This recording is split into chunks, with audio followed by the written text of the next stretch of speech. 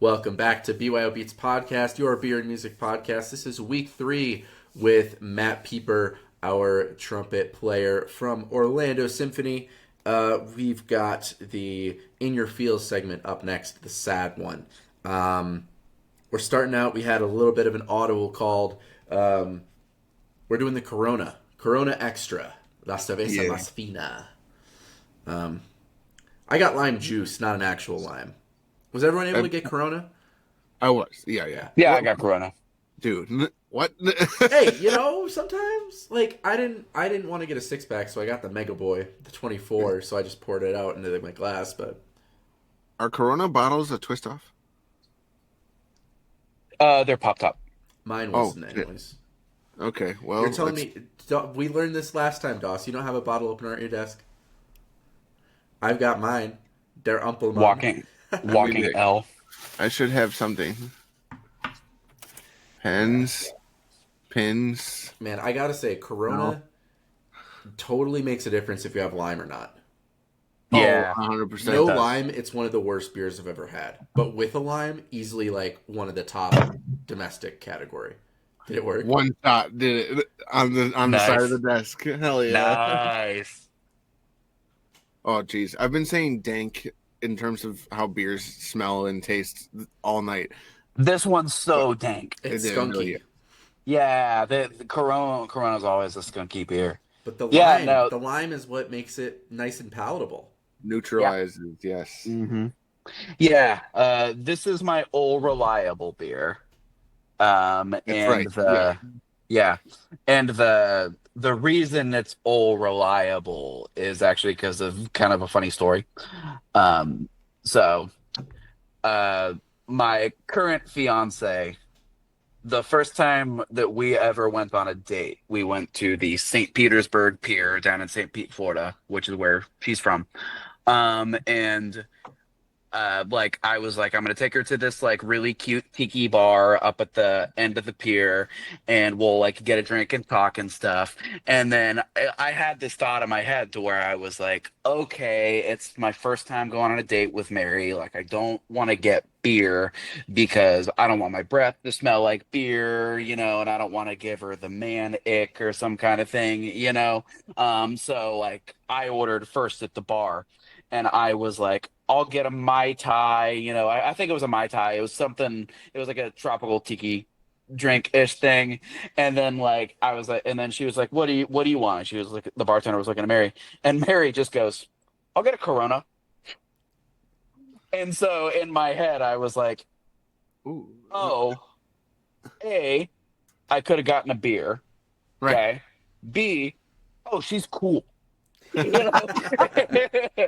I was right. So yeah, now we're engaged. So since it's become kind of a joke between us, because at some time later I told her that story about how the reason I didn't get a beer was because I didn't want my breath to smell like beer, and she was like, oh, I didn't give a fuck.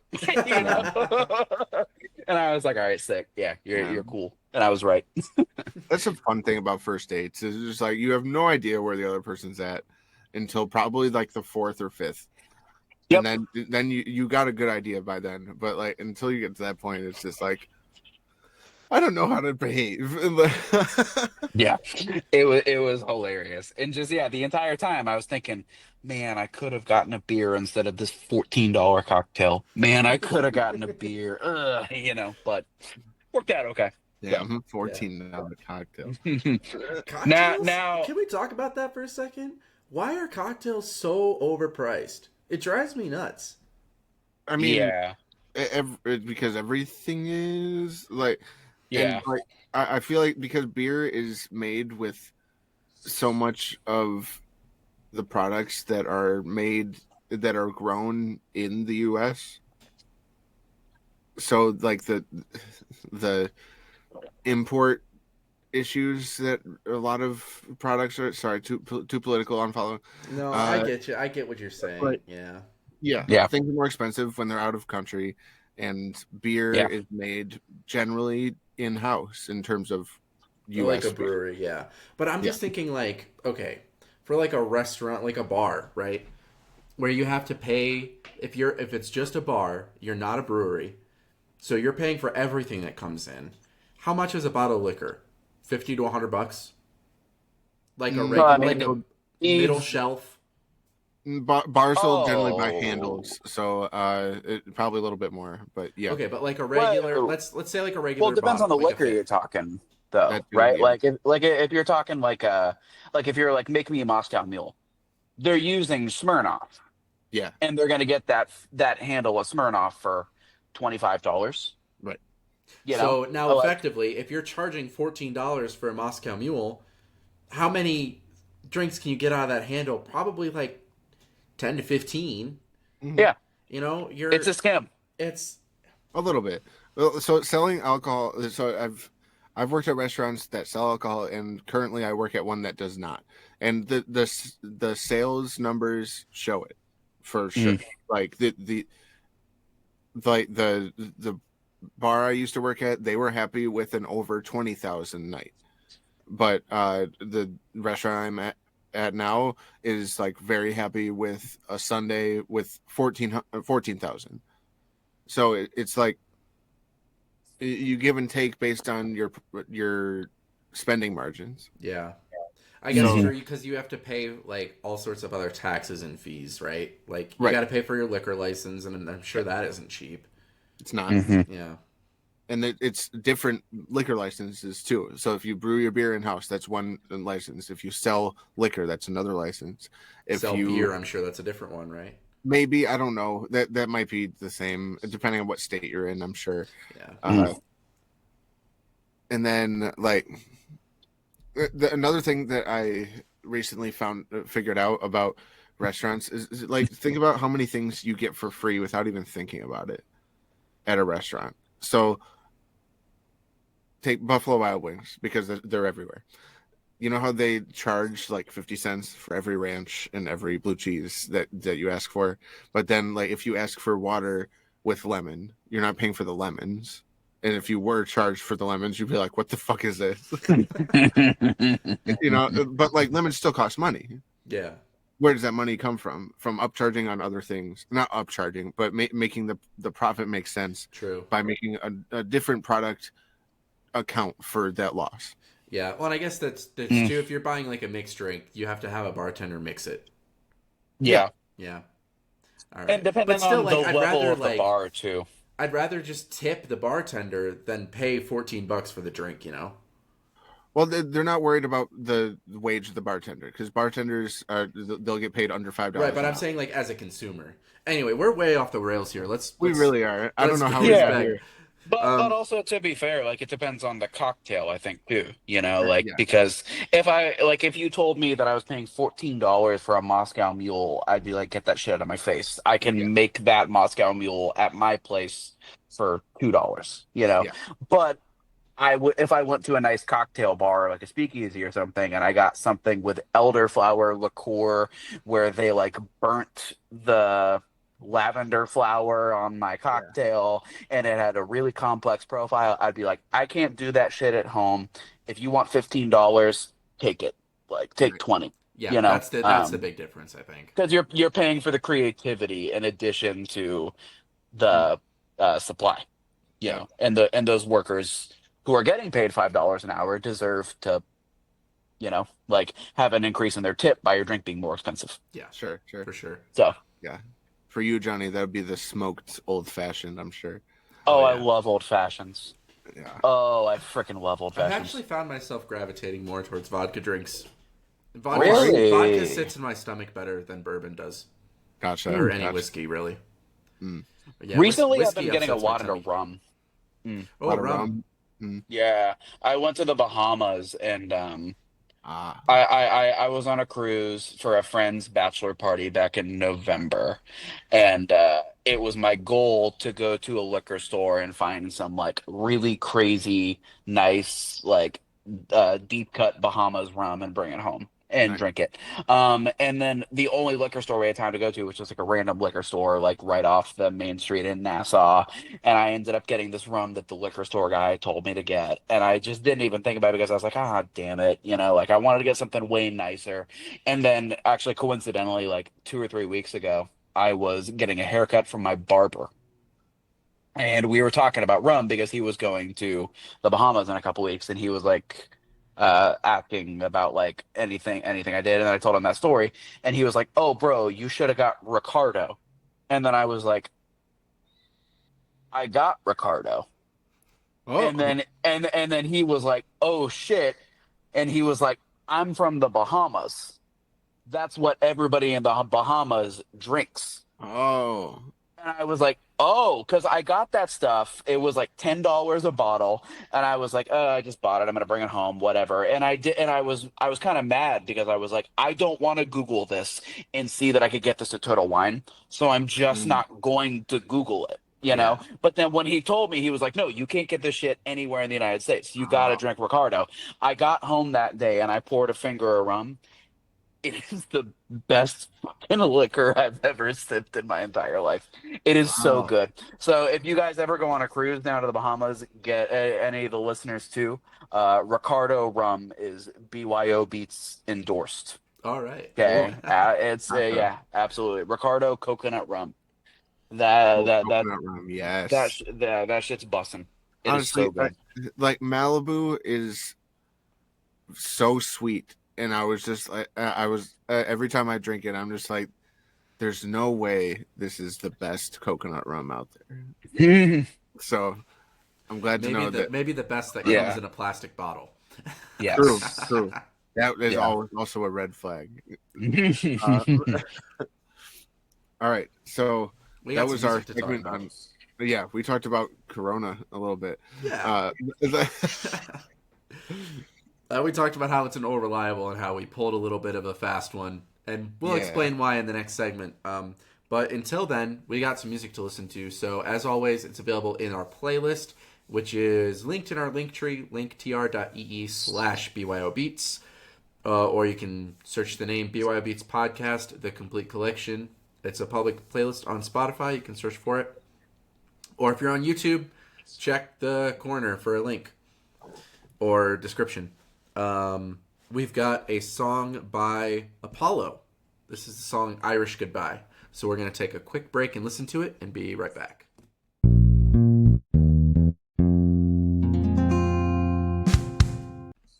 So we just listened to Irish Goodbye by Apollo, and we kind of talked about it a little bit early on the break. yeah. Sorry, this bled quick. Like, yeah, I opened the wound by saying, Matt, I have so many questions for you for this song, and he was like, well, you showed it to me, and I was like, I did.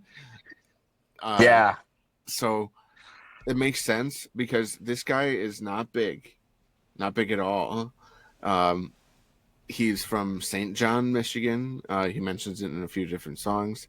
I know this from like a best friend's ex was friends with him. Like, that's how I know this guy.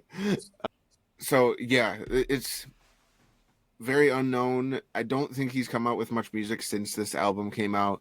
The album is, I'd give it a 7 out of 10 for myself. It's nothing super profound, but he tells his story well.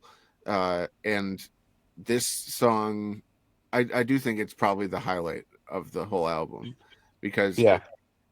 so if people aren't familiar with the term Irish Goodbye, it's literally you just leave the party without saying anything to anybody.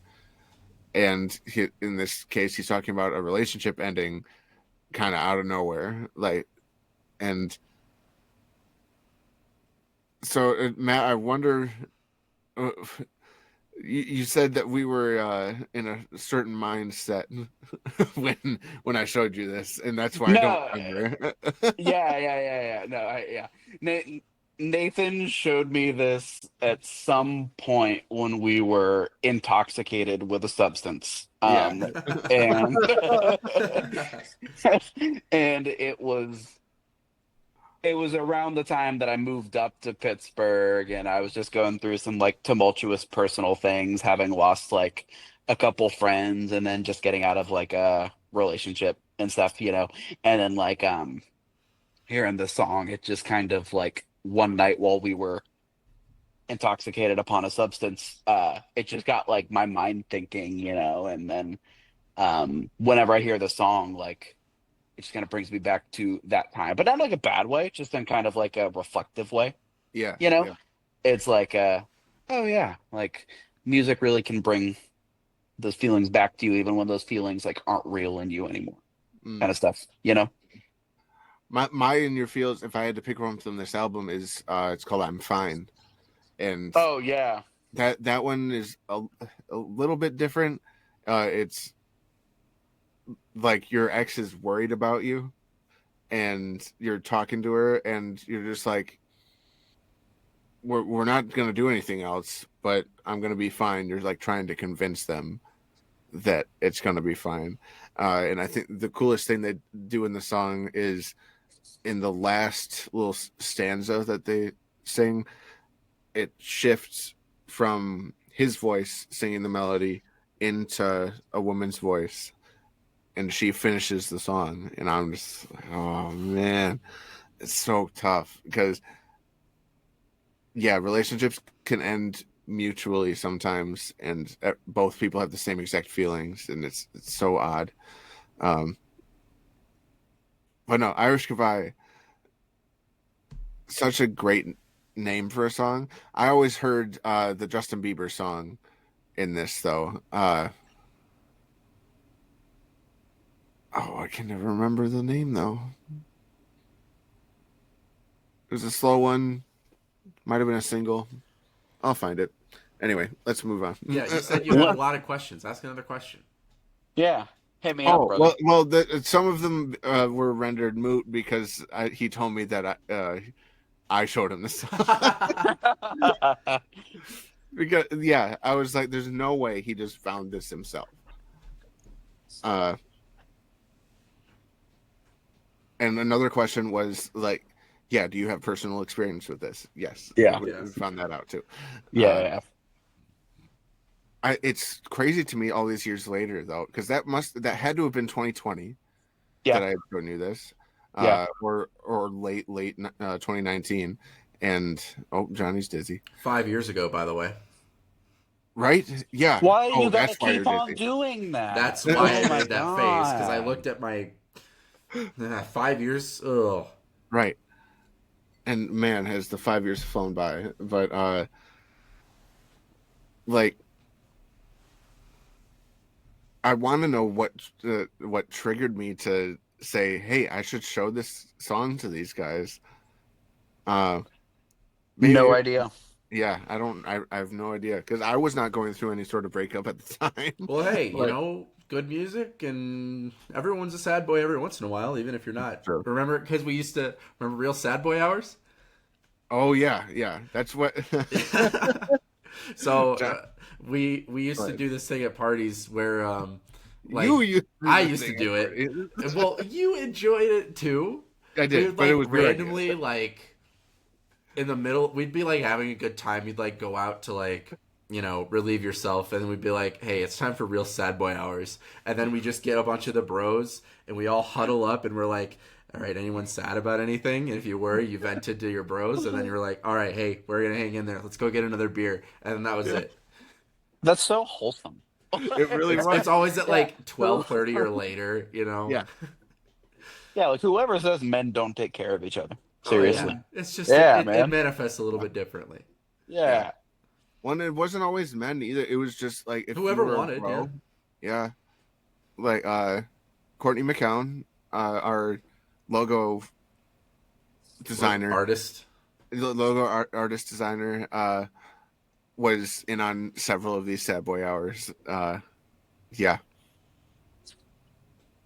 Anyway, Anyways, yeah. sad boy times. Even if you're not always a sad boy, you're still a sad boy. That's part of being a human being. yeah.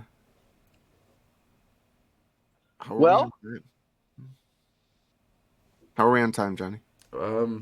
We could stop here. yeah, good. It's a little short, but if you don't I have figure- anything, if you don't have I feel anything, we'll have a lot for. Or organically, I don't have a lot of sad boy shit.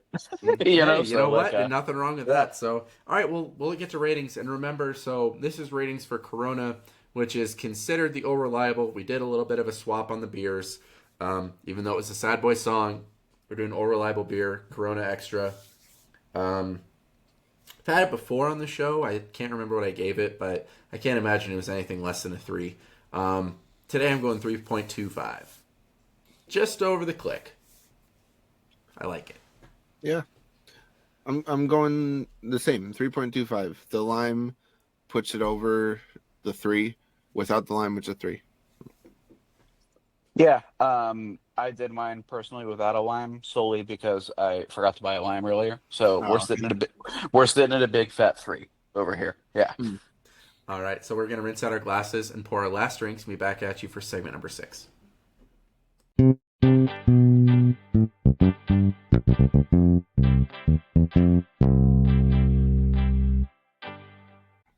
Welcome back to BYO Beats Podcast. We are into the 6th and final segment, the Ole Reliable segment, although we just had a bit of a swap with our beers. So we did our Ole Reliable beer in the In Your Feels segment, and now we're doing the In Your Feels beer in the Ole Reliable segment.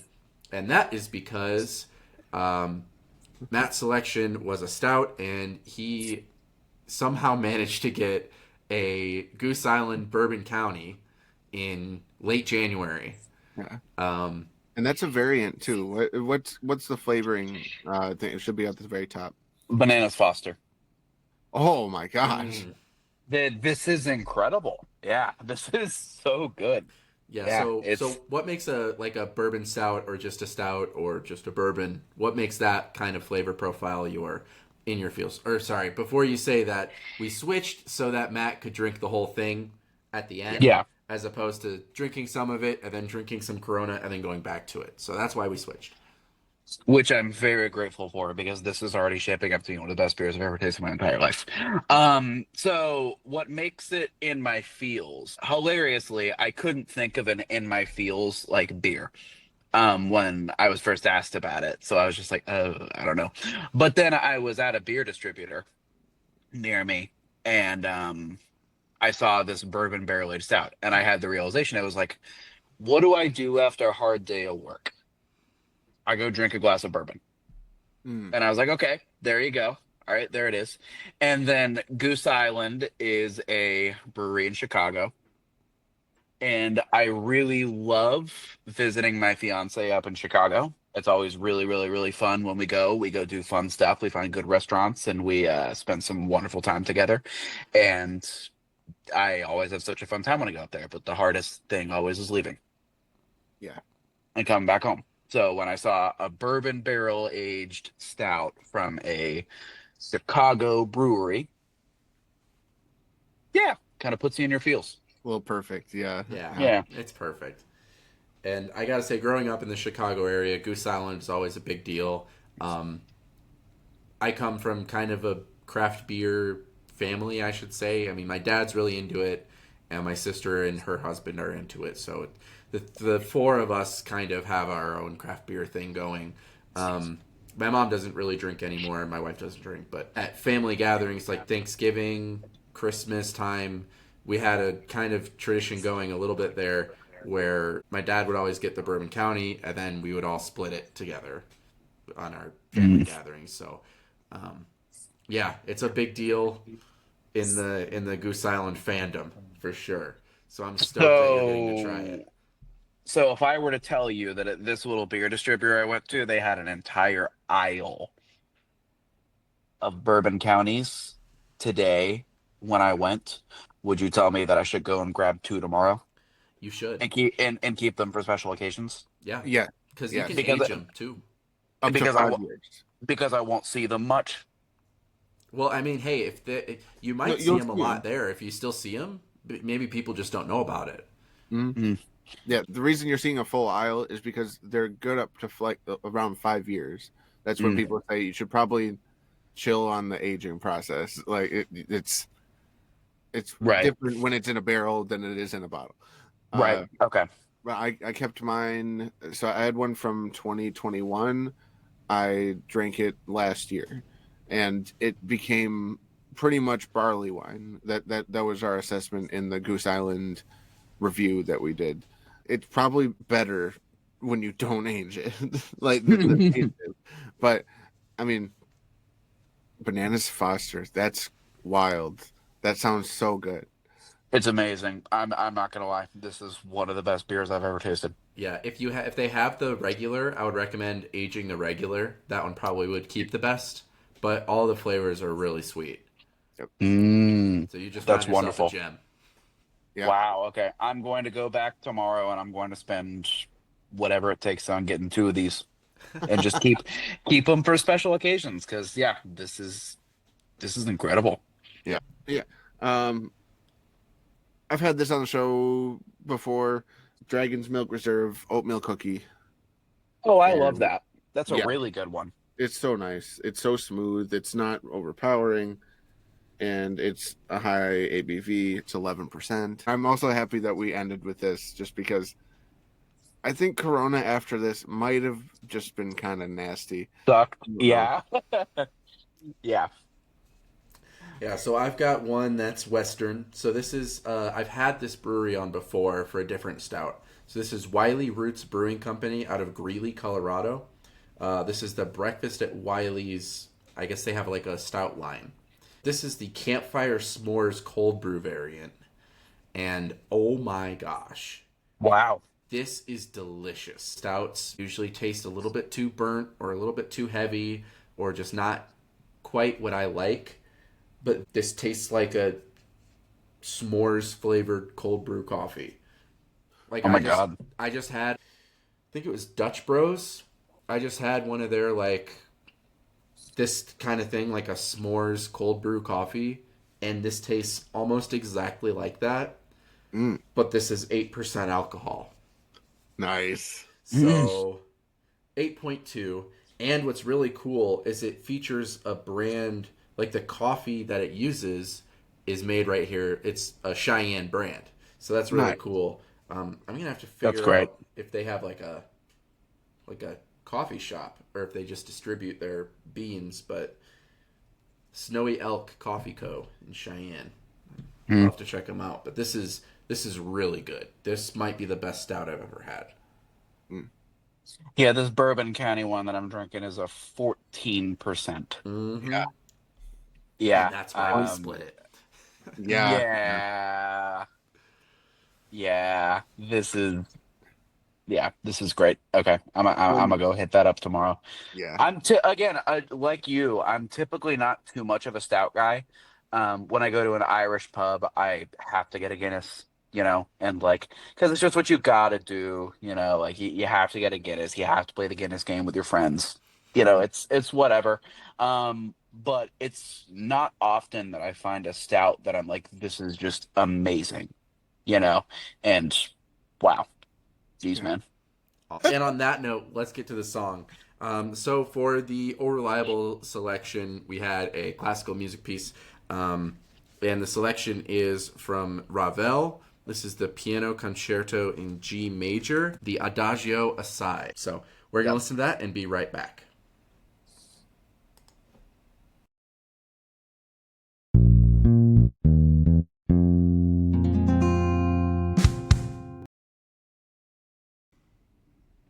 So we just listened to the Adagio Assai movement of Piano Concerto in G major from Maurice Ravel. Matt, what makes this your Ole Reliable piece? Well, so this music started out to me, honestly, in a similar way to what Nathan was talking about with Einheldenleben, to where there's a really scary moment in there, to where in Ravel, there's a trumpet solo at the beginning of the first movement, and it's fast, it's hard, it's terrifying, and it's an audition excerpt that we all have to conquer at some point.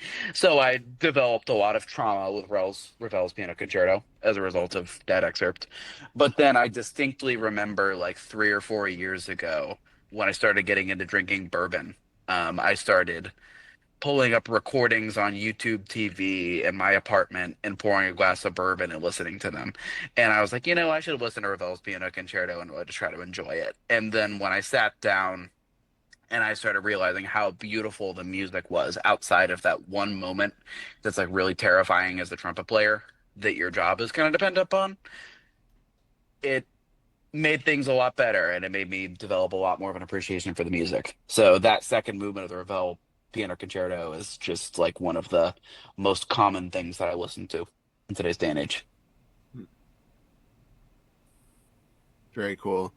I wish I had a better formed opinion of Ravel. I don't know enough of his music. I know Pavan because it starts with a horn excerpt. I Mm-hmm. know this piece because there's a terrifying horn excerpt in it that we discussed during the break. It's just unnecessarily hard. The But piece is so hard. yeah, It's every so part of it. tricky. Yeah. Yeah. And I would say it's because it's so independently orchestrated. And by that I mean each part is so independent from the one sitting next to it. It's impossible to catch yourself based on what someone else does. You have to count. You have to know what it sounds like. You have to know what character you're going into because a second later it might change. Uh, Mm-hmm. and that's exactly what happens before the scary horn solo. Like it goes from every instrument like flutter tonguing and doing all kinds of frills, and then it's maybe a bass note underneath, and then this super high horn solo. Not in this movement that you just listened to. If you're listening through with us, this movement honestly is just about serene relaxation. I think. I don't know. Like that's what I was getting from it. Maybe it's the beer that we're drinking. I don't know. I kind of think it's a little bit of a tender sadness, like a longing almost. Me Hmm. too. Yeah, to me it's very melancholy. Gotcha. Hmm. It does. But yeah, as someone who is not very like super well versed in classical music, like I love having classical musicians on the show because it widens my horizons and I'm hearing of these people that I've never heard of before because my a lot of my experience is whatever's super mainstream. So hearing something like this is just it's something I'm very grateful for. And I'm definitely going to find myself coming back to this piece in full. I've really enjoyed both of these classical selections. I hope you listeners are in the same boat as me. Yeah. Yeah, in general, like as I've delved into more solo concerto orchestra repertoire, the first thing that I listen to anymore is the second movement of a concerto. Like the first thing I listen to is the slow movement, because that kind of dictates me for what it's going to be like for the entire piece. Yeah. Like the second movement of the Barber Violin Concerto, absolute chef kiss. Like Ravel, second movement. Mendelssohn Violin Concerto, second movement. Yeah, Mendelssohn's Grieg, another one that I just have not gotten into other than excerpts. Like unless it's yeah. Midsummer Night's Dream or Mendelssohn 3, I don't think I know it. Mm. Man. Yeah, it's really worth a listen. It's really worth a listen. The Dvorak Cello Concerto, second movement. I do know that one. Yeah. Incredible. Yep, crazy horn stuff. Yes. Yeah, Fun horn stuff. yeah, Dvorak writes a lot of good horn stuff. He does. really great horn stuff. He did. Yeah, yeah. What other beautiful second movements? There's a lot of them. I There's a mean, lot of them. when I think of beautiful movements past the first one I always think of is Mahler 5, fourth movement. Oh But yeah, absolutely. I try to focus on the harp because it's so specific to that movement. But that's so not a second movement concerto vibe. Yeah, and like earlier we talked about acquired taste in another segment of this, and like my younger musician life was dominated by listening to all the great movements of all these symphonies, Right. but my adult professional musician life, I listened to a lot of things like this second movement of the Ravel Piano Concerto because it accesses a more intimate music making experience than you're going to find in any symphony Right. ever. Okay, You know, so what's the difference between a symphony and a concerto? so a symphony is a piece that is going to be written for a full orchestra to show off the entire orchestra, but a concerto is a piece for a solo instrument and an orchestra accompaniment. Got it. Yeah, for all of our listeners. Yeah. So And yeah, me. so yeah, And Johnny, yeah. yeah. So when you're listening to a concerto, you're generally listening to something that's accompanying a solo instrument, and because it's accompanying a solo instrument, the moments when the orchestra is playing are very intimate and it's a different relationship with the music than you're going to get out of a slow movement of a symphony. Yeah. And it's to me that's become really incredible as I like grow in age as a musician. Mm. I like that word intimate. Yeah. That's a good word for that. Yeah, like when I think of that Ravel, like that's kind of like if I were to give it like adjective words, like I'd say melancholy and intimate, like Yeah. it's very personal listening to that kind of music. Mm. Yeah, I'm trying to think of other like concerto movements. Tchaikovsky violin and concerto second movement is really great. Interestingly, I don't care for many second movements of Mozart horn concertos. Mm. They're a little bogged down, like because at least not in recordings, because like I guess that just comes from being in music school for so long and hearing so many Mozart horn concertos, and you get to the second movement and you're just like, come on, let's move it along, let's Hmm. go. And but maybe that's by design because every Mozart horn concerto's third movement is very quick, very note heavy, not necessarily that interesting. It just moves fast. Hmm. So the idea is to mellow out your audience and then snap them out of it as quick as possible. Yeah. I don't really think that Ravel does that in this concerto though. Like No, that's not his point because and he's from a different Yeah. era as well. Hmm. this one's definitely like a slow burn. Yeah. Like because we were having a conversation and then we got to about the 6 minute mark of the song and then Doss, you literally stopped what you were saying. You were like, oh hello, and we all zoned in because the music kind of swelled, Yeah. and I think that's a mark of a really well done piece. Yeah, absolutely. Yeah, I mean like coming to mind is like as far as like concerto playing and how intimate the music making experience is and I think this was my second year as a freelancer. There was a concert that the Orlando Philharmonic, the orchestra that I now play with, did where they brought in Yuja Wang, who is a for any listener who doesn't know who Yuja Wang is, she's a incredibly famous concert pianist who knows so many different like pillars of the repertoire and is performing everywhere weekly and is just an absolute superstar. The orchestra brought her in to do all four of the Rachmaninoff piano concertos in the span of 2 days. That's a little much. And the funny Yeah. part is that that was kind of a warm up for when she was doing it 3 weeks later in Philly with all four on one concert. What? Who's gonna? It's pretty incredible. How It's long of it's a show is that going to be? That's probably a 3 hour show, I would guess. 2 hours. The Ooh. concerto, the concerti, if you spread them out, they end up being a little more than 2 hours in total. Okay. Oh, Yeah, but like, But in terms of I re- intermissions and everything, I'm guessing it probably spans yeah, 3 hours or so. yeah. But I remember like I got called in very last minute because there was a thing that happened where they just needed a trumpet sub. Somebody had to call out at the last minute because they got sick, and it was the day before the concert that I got called in.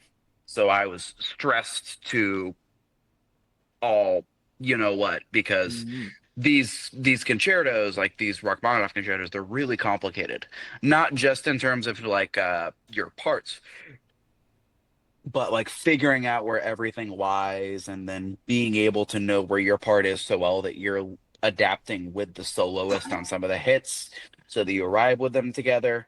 It was really complex and I was just really stressed. And then I remember sitting down at the first concert and it was the end of the first movement of the first Rachmaninoff piano concerto. There's just like absolutely freakishly glorious cadenza that the pianist plays, and that was like one of those moments where I remember sitting on stage going, "Oh my God, this is why we do this." Mm. And a lot of the times like that I've noticed as a musician that I'm like, "Oh my God, this is why I do this," is sometimes when other people are playing.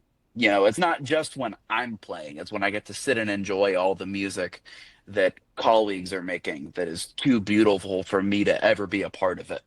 Yes. Like it is too beautiful. Musical. Wow. That's how you know that this bourbon barrel aged stout is starting to get to me.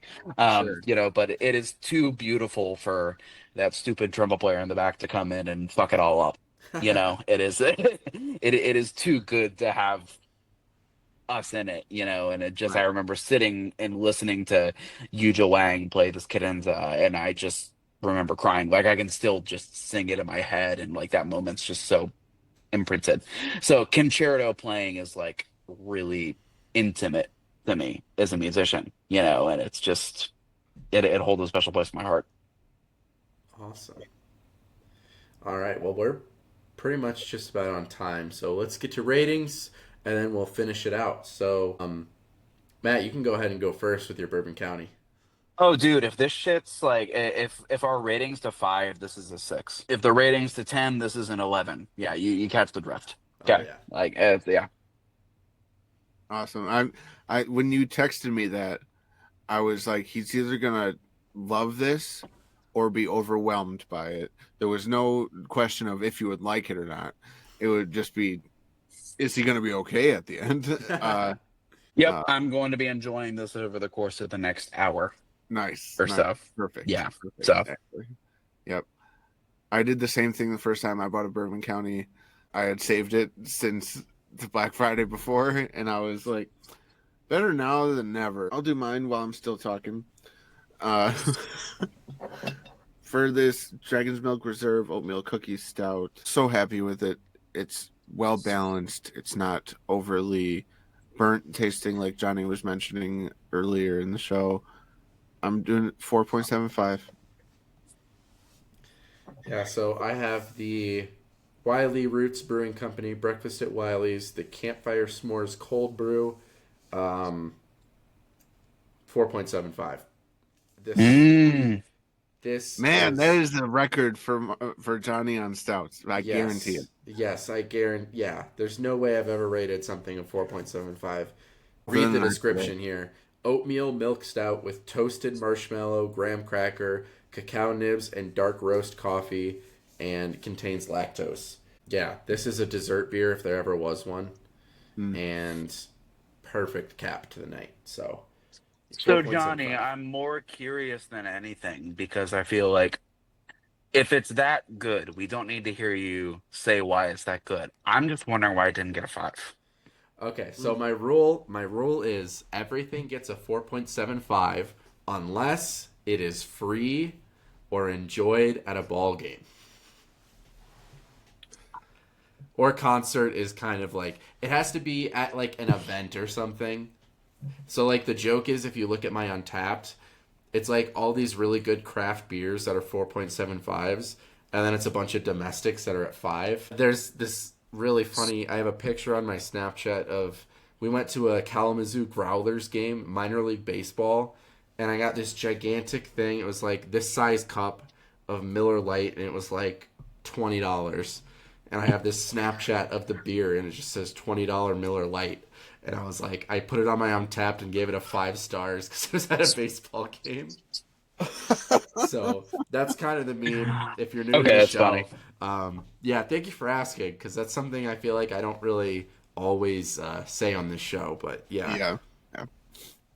Good refresher. Good oh yeah, refresher. Okay. that's gonna be it. So that's our episode. That's our series. Pretty much wrapped up with Matt Pieper. So if you enjoyed, be sure to give us a like, a follow, subscribe, all that good internet stuff, all those points. Share us with your friends if you've got craft beer buddies, if you've got music buddies, anyone who you think would be interested in the show. Word of mouth is huge for us. So do the shares and all that good stuff. If you want to interact with us on social media, we're most active on Instagram, Facebook, at BYOBeats_podcast. We also live stream on Twitch once a month. If there's a fifth Wednesday that happens occasionally, almost a guarantee we're going to be streaming on that Wednesday. Otherwise, just keep an eye on our Instagram. That's when we announce when we're streaming on Twitch. Twitch.tv/BYOBeats_podcast. Everything we do is on our Linktree, linktr.ee/BYOBeats. If you'd like to get in contact with us for any reason, you got a beer, music, anything that you want to talk about, email at byobeats.business@gmail.com. Yeah. So, Matt, if you have anything that you would like to plug, now is the time. Anything Well, at all. everybody go buy lots of beer from Orange County Brewing, Yes. Orlando, Yes. Florida. If you're a Florida local, go check out some concerts for the Orlando Philharmonic. We'd love to have you. And just drink good beer, listen to good music, and have a good time. Sounds good to me. Matt, did you have fun today with us? Oh, I had a great time. Good. I had a great time. Yeah. You look very happy, so I assume so. That's awesome. Thank you again so much for being on the show. It's been way too long that I've been able to catch up with you, and we should do something outside of this so it's less regimented. But Business, yeah, absolutely.